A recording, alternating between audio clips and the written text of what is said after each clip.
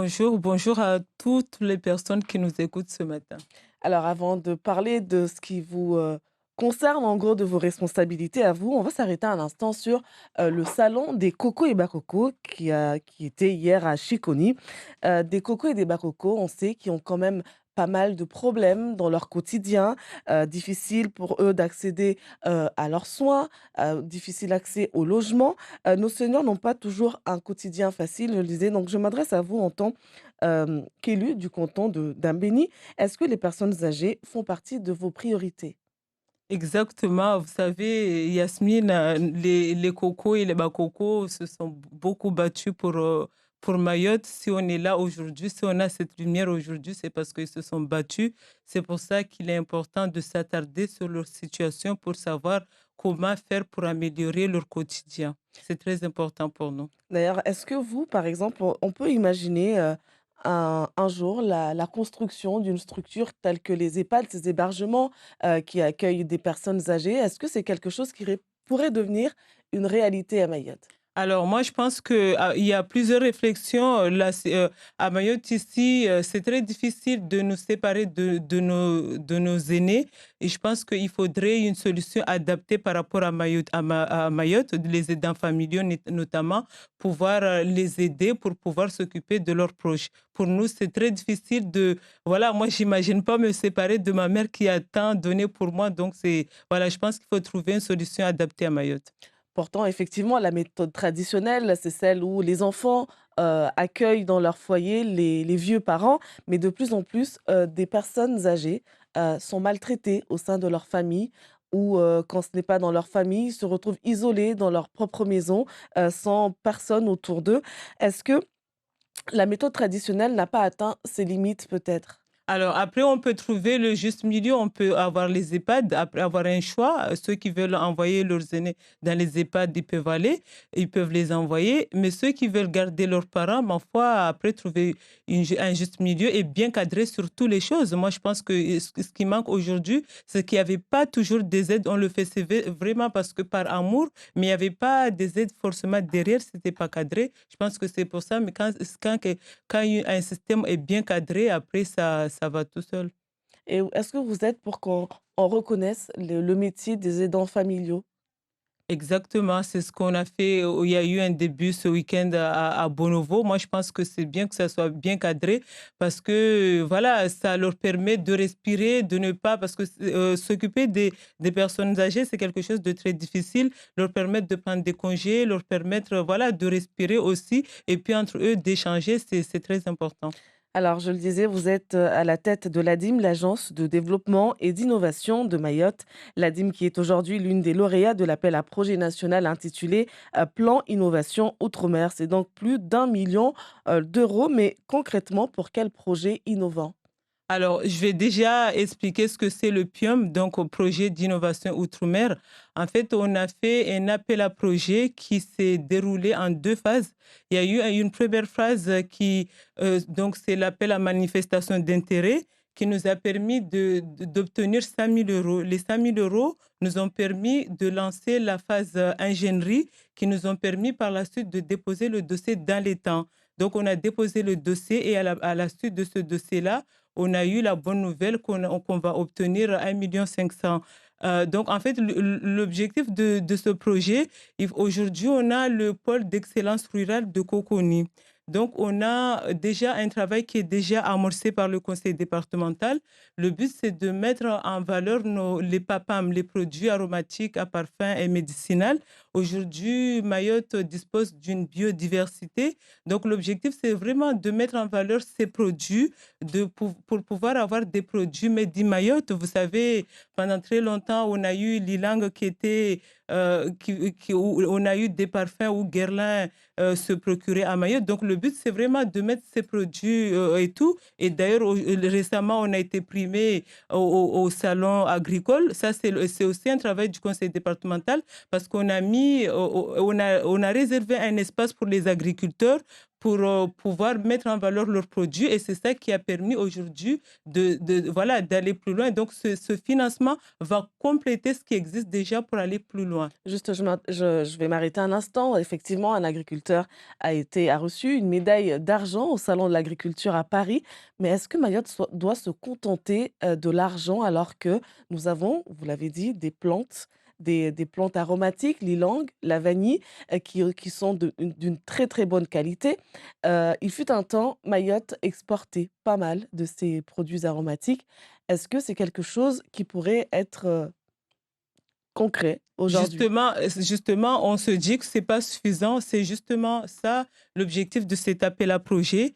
Parce que, en fait, dans cet appel à projet, il y a trois volets. Il y a un volet vert, il y a aussi un volet bleu, il y a aussi un côté où on va financer une personne qui sera au sein de la DIM qui va coordonner tous les projets innovants pour le développement de Mayotte.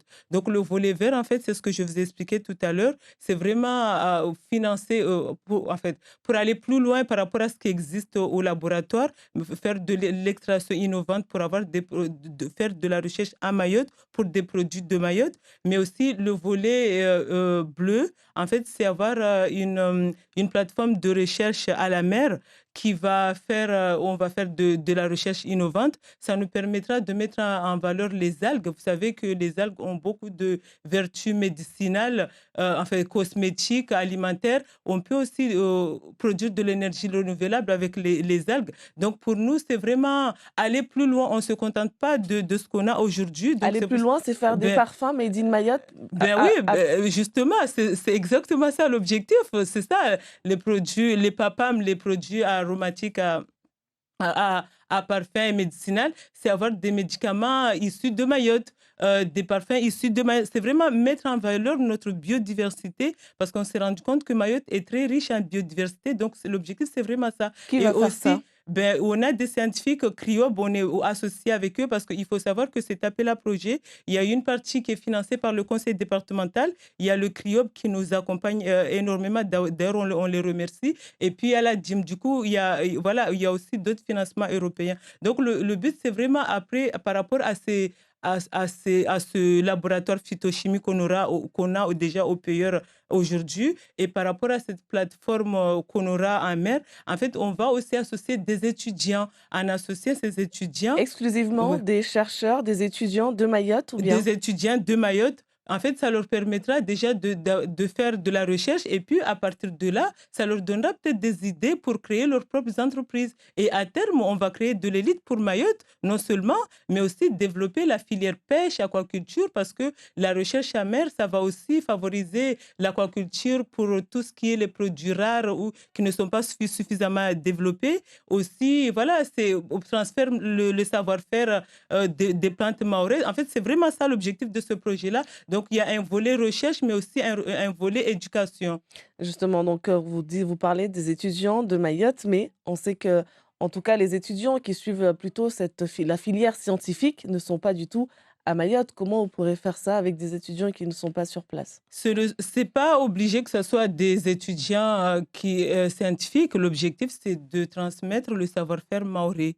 Vous pouvez venir si vous êtes intéressé. D'ailleurs, le 21, le 21 mars prochain, là, on va présenter, les scientifiques seront là, on va présenter déjà ce qui est existant et expliquer ce qu'on va apporter en plus par rapport à ces 1,5 million.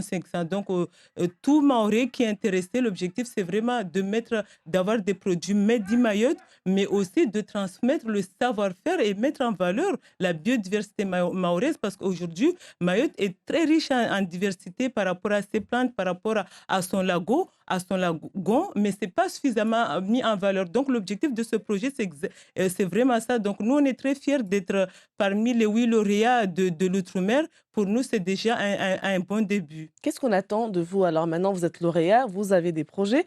C'est quoi l'échéance et qu'est-ce que vous devez présenter comme résultat au final? Alors, c'est un projet qui se fait en 3 ans. Et comme je vous l'ai expliqué, c'est un projet qui a déjà débuté. Donc, nous, c'est vraiment aller plus loin. En fait, on va compléter le financement de ce qui existe déjà. Donc, pour nous, c'est aboutir pour pouvoir, voilà, c'est aboutir à notre projet. Donc vous avez tout ce qu'il faut pour, Exactement. donc restons vous avez parlé des algues. Est-ce qu'à Mayotte, on a assez, de monde déjà et aussi le tout ce qu'il faut pour pouvoir aller, étudier tout ça et pour pouvoir en faire, tout ce que vous avez dit? Mais justement, en fait, l'objectif d'avoir cette plateforme de recherche amère, c'est justement de lancer les recherches, les études, parce que par rapport aux bienfaits des algues, on se dit on peut faire plein de choses. Donc, c'est pour ça, en fait, le but de ça, c'est exactement ça. Après, vous dire, Vous avez est-ce des qu'on a partenariats suffisamment... Oui, en fait, on travaille avec des scientifiques, c'est ce que je vous ai dit tout à l'heure. On travaille avec CRIOP, des scientifiques voilà, qui nous aident beaucoup dans ce projet. le Donc, parc marin, après, par exemple, est-ce que ça fait partie de vos, Après, on va travailler avec tous les acteurs, justement, cette plateforme. Il y aura des scientifiques et des acteurs économiques qui seront associés. Eh bien, le parc marin, ma foi, qui est dans le domaine, ça, voilà, ça fera partie des acteurs, effectivement. Alors, le 8 mars, c'était la semaine dernière, journée internationale des droits des femmes. Donc, en tant que femme élue au département, avez-vous le sentiment d'être à votre place? Ah ben, tout à fait. Vous savez, Mayotte a toujours été défendue par des femmes, mais malheureusement, malgré que nos mères ont occupé une place très importante dans la vie politique mahoraise, il a fallu attendre la loi du 17 mai 2013 pour qu'on puisse avoir pleinement nos places au conseil départemental. Moi, j'estime qu'effectivement, nous sommes dans la place. C'est vrai qu'il a fallu légiférer, le combat est encore long, mais après, il faut pas en fait, moi je dis aussi nous les femmes, il faut pas qu'on se dise, malgré tout ce qui peut exister, il faut qu'on prenne nos responsabilités en main parce qu'on a autant de facultés que les hommes. Il y a pas de raison que voilà, qu'on prenne pas les responsabilités nos Heu, responsabilités. donc, vous, au conseil départemental, vous vous exprimez comme vous voulez, enfin tout se passe très bien avec vos collègues, aussi bien les hommes que les femmes? Exactement. En fait, moi, je pense que oui, personne ne nous servira le pouvoir sur un plateau. C'est à nous de prendre nos responsabilités. Il ne faut pas juste se dire qu'on est femme, donc on va tout nous donner. Non, c'est vrai que voilà, il faut qu'on s'assume en tant qu'être humain parce que c'est très difficile. Donc, c'est à nous de prendre notre destin en main. Il y a une femme élue récemment au conseil départemental qui est toujours à la recherche de sa place. Il s'agit de madame, Mariam Saïd Kalam. Est-il compliqué d'intégrer votre majorité? Alors, intégrer dans la majorité, pour nous, vous savez, majorité ou opposition, l'essentiel, c'est qu'on travaille ensemble. Nous, que ce soit les élus de la majorité ou les élus de l'opposition, on se retrouve tous dans les commissions, on travaille ensemble. Après, ici, chacun affiche son groupe, mais cela ne nous empêche en rien de travailler ensemble. Nous, on travaille ensemble. Est-ce que c'est normal qu'elle n'ait toujours pas de bureau? À ça, je suis pas au courant. Je suis pas au courant, c'est qu'elle n'ait pas de bureau. Est-ce que vous discutez avec elle ou pas du tout? Ah ben oui, je vous ai dit qu'on travaille ensemble. Récemment, on était dans une commission DSP, délégation de services publics, qui concernait le transport maritime de Longoni. Elle en fait partie. Et ben voilà, on travaille ensemble. Pour nous, on peut avoir nos divergences politiques, mais après, ça ne nous empêche en rien de travailler ensemble. Pour nous, on est tous élus pour le développement de Mayotte. Donc, on est tous là. Après, on peut être d'accord ou ne pas être d'accord, mais on travaille ensemble. Alors, la réforme des retraites a été, votée au Sénat, très soutenue par le groupe, LR. Est-ce que vous, en tant qu'élu et LR, est-ce que vous êtes pour ou contre cette réforme des retraites? Alors, dire pour ou contre, c'est assez difficile parce que l'objet, à la base, la retraite, c'est pour, en fait, pourquoi on a repoussé la date, L'âge? l'âge, c'est pour compenser nos caisses qui sont déficitaires aujourd'hui. Après, voilà, j'ai envie de dire que c'est assez difficile de s'exprimer sur ce tout. Après, il faut voir par rapport aux pénibilités de métiers, au cas par cas, parce qu'il y a des métiers qui sont très pénibles et voilà, qui ne sont pas forcément adaptés de partir très, très en retard à la retraite. Mais vous êtes pour ou contre cette réforme? Franchement, je vous ai dit, ça dépend au cas par cas. Mais concernant de Mayotte, quand on est de Mayotte et qu'on voit la situation des retraités et qu'on voit le combat, tout ce qu'il y a encore à mener comme combat, est-ce que c'est quelque chose qui nous sera favorable? Alors après, vous savez, nous, en fait, à Mayotte, c'est vrai que déjà, cette réforme, voilà, nous, ce qu'on veut, c'est déjà avoir s'aligner par rapport aux droits communs, parce qu'aujourd'hui, on a plein de droits qu'on n'a pas. Il faudrait déjà qu'on commence par avoir tous les droits, mais ne pas avoir que ce qui n'est pas favorable, parce que souvent, nous, on a plus tendance à obtenir les obligations que les droits. Donc, nous, on demande aujourd'hui déjà à obtenir ce que Mayotte doit obtenir. Vous savez, le conseil départemental, depuis très longtemps, aujourd'hui, on est département-région, on demande à avoir la dotation de région, on ne l'a pas toujours. Il y a plein de choses qu'on n'a pas à Mayotte, mais quand il s'agit d'une obligation, on nous dit oui, Mayotte est française, vous le devez l'avoir. Mais quand il s'agit d'un droit, c'est très difficile. Donc moi, je pense que la première chose, c'est déjà avoir la convergence des droits, notamment avoir le RSA au même titre qu'ailleurs, avoir les mêmes droits sociaux qu'ailleurs, avant de parler de cette réforme. Donc moi, je pense qu'il y a un préalable. Merci beaucoup, Zami Mouhamadi, d'avoir été l'invité de ce Zakwili.